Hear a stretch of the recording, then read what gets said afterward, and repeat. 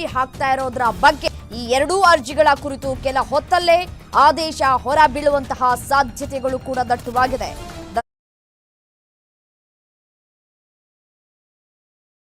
ತಮ್ಮ ಒಂದು ಮನವಿಯನ್ನ ಸೇರಿದ್ರು. ಒಟ್ಟು 5 ಅರ್ಜಿಗಳನ್ನ ಹಿಂದೆ ಸಲ್ಲಿಸಿದ್ರು.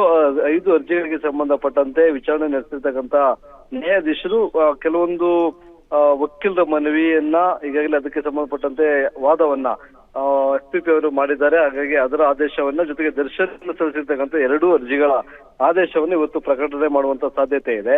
ಒಂದು ಏನು ಕುಟುಂಬಸ್ಥರ ಒಳ ಸಂದರ್ಶನಕ್ಕೆ ಅವಕಾಶ, ಜೊತೆಗೆ ವಿಚಾರಣೆ ಇದ್ದಂತ ಸಂದರ್ಭದಲ್ಲಿ ಅಂದ್ರೆ ಟ್ರಯಲ್ ನಡೀತಕ್ಕಂಥ ಸಂದರ್ಭದಲ್ಲಿ ಸೋಮವಾರ ಮಂಗಳವಾರ ಈ ವಾರ 2 ದಿನಗಳ ಕಾಲ ರೇಣುಕಾಸ್ವಾಮಿ ಕೊಲೆ ಪ್ರಕರಣದ ಟ್ರಯಲ್ ನಡೀತಾ ಇದೆ. ಆ ಸಂದರ್ಭದಲ್ಲಿ ಒಂದು ಮನವಿಯನ್ನು ಸಹ ಮಾಡಿದ್ದಾರೆ. ಅದಕ್ಕೂ ಈಗಾಗಲೇ ಒಂದು ಮಾಹಿತಿಯನ್ನ ಕೊಟ್ಟು ಪ್ರತಿವಾದವನ್ನ ಮಾಡಿರ್ತಕ್ಕಂಥ SPP ಪ್ರಸನ್ನಕುಮಾರ್ ಅವರು ಒಂದು ಆಕ್ಷೇಪಣವನ್ನ ವ್ಯಕ್ತಪಡಿಸಿದ್ದಾರೆ. ದರ್ಶನ್ ಮತ್ತೆ ಆರೋಪಿಗಳನ್ನ ಕೋರ್ಟ್ಗೆ ಕರ್ಕೊಂಡ್ಬಂದಿದ್ದೆ ಆದ್ರೆ ಇಲ್ಲಿ ಕಾನೂನು ಸುವ್ಯವಸ್ಥೆ ಹದಗೆಡುತ್ತೆ, ಅದನ್ನ ಮೇಂಟೈನ್ ಮಾಡೋದಕ್ಕೆ ಆಗೋದಿಲ್ಲ ಅಂತ ಜೊತೆಗೆ ಅಷ್ಟೊಂದು ಜನ ಬಂದಾಗ ನಮಗೆ ಬೆದರಿಕೆ ಇದೆ.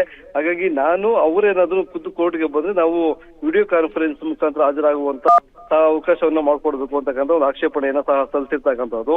ಹೀಗಾಗಿ ಆಗುವನ್ನ ನೋಡಿಕೊಂಡು ಏನು ಯಥಾಸ್ಥಿತಿ ಅಂದ್ರೆ ಈಗ ಏನು ವಿಡಿಯೋ ಕಾನ್ಫರೆನ್ಸ್ ಮುಖಾಂತರ ದರ್ಶನ್ ಅವರು ಹಾಜರಾಗ್ತಾ ಇರ್ತಾರೆ, ಅದೇ ರೀತಿಯಾಗಿ ಮುಂದಿನ ಪ್ರಕ್ರಿಯೆಯನ್ನು ನಡೆಯುತ್ತಲಿ ಅನ್ನೋ ಒಂದು ಆದೇಶವನ್ನು ಸಹ ಹೊರಡಿಸಬಹುದು. ಅದ್ರ ಜೊತೆಗೆ ಕುಟುಂಬಸ್ಥರ ಒಳ ಸಂದರ್ಶನಕ್ಕೆ ಅವಕಾಶವನ್ನು ಮಾಡಿಕೊಡಿ ಅಂತ ಒಂದು ಮನವಿಯನ್ನು ಸಲ್ಲಿಸಿದ್ದಾರೆ. ಅದರಲ್ಲೂ ಸಹ ಈಗಾಗಲೇ ಆಕ್ಷೇಪಣೆ ಸಲ್ಲಿಸಿದ್ದಾರೆ. ಒಬ್ಬ ಕೈದಿಗೆ ವಿಚಾರಣಾ ದಿನ ಕೈದಿಗೆ ಅವಕಾಶ ಮಾಡಿಕೊಟ್ಟು ಇತರೆ ಆರೋಪಿಗಳು ಸಹ ಕೇಳ್ತಾರೆ. ಹಾಗಾಗಿ ಅಲ್ಲೂ ಸಹ ಕಾನೂನು ಸುವ್ಯವಸ್ಥೆ ಹದಗೆಡುತ್ತೆ, ಜೊತೆಗೆ ಜೈಲಿನಲ್ಲಿ ಸಿಬ್ಬಂದಿ ಕೊರತೆ ಇದೆ. ಹಾಗಾಗಿ ಅದಕ್ಕೆ ಅವಕಾಶ ಇಲ್ಲ, ಜೈಲು ಮ್ಯಾನ್ಯುಯಲ್ ನಲ್ಲೂ ಅಂತ ಒಂದು ಆಕ್ಷೇಪಣೆಯನ್ನ ಸಲ್ಲಿಸಿ ವಾದವನ್ನ ಮಂಡಿಸಿರ್ತಕ್ಕಂಥದ್ದು.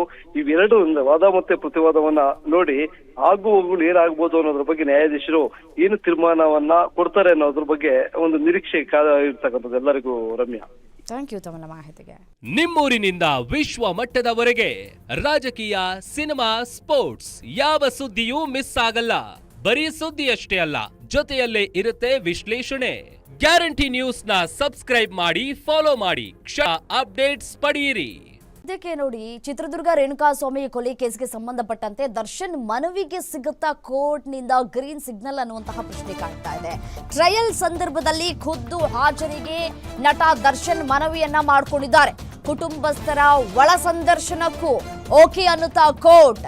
2 ಅರ್ಜಿಗಳ ಬಗ್ಗೆ ಇವತ್ತು 57ನೇ CCH ಕೋರ್ಟ್ ಆದೇಶವನ್ನ ಪ್ರಕಟ ಮಾಡುತ್ತೆ.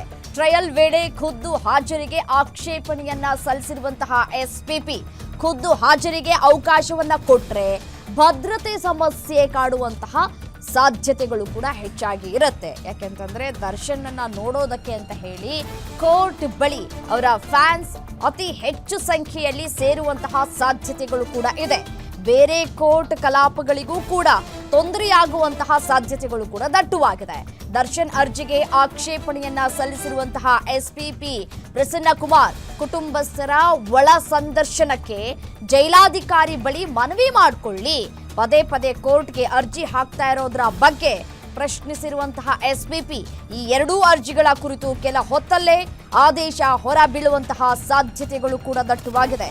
ದರ್ಶನ್ಗೆ ಸಿಹಿ ಸುದ್ದಿ ಸಿಗುತ್ತಾ ಅಥವಾ ಇಲ್ವಾ ಕಾದ್ ನೋಡಬೇಕಾಗಿದೆ. ಇನ್ನೇನು ಕೆಲವೇ ಕ್ಷಣಗಳಲ್ಲಿ ಆದೇಶ ಹೊರ ಬೀಳುವಂತಹ ಸಾಧ್ಯತೆಗಳು ಕೂಡ ದಟ್ಟ ಇದೆ. ಅಂದರೆ ಈಗ 4 ಗೋಡೆಗಳ ಮಧ್ಯೆ ಕೂತು ಈಗಾಗಲೇ ಸಾಕಾಗೋಗ್ಬಿಟ್ಟಿದೆ. ಸೊ ಹಾಗಾಗಿ ಹೊರಗಡೆ ಬರಬೇಕು ಅನ್ನುವಂತಹ ಹಂಬಲ ಇದ್ದಂತೆ ಕಾಣಿಸ್ತಾ ಇದೆ.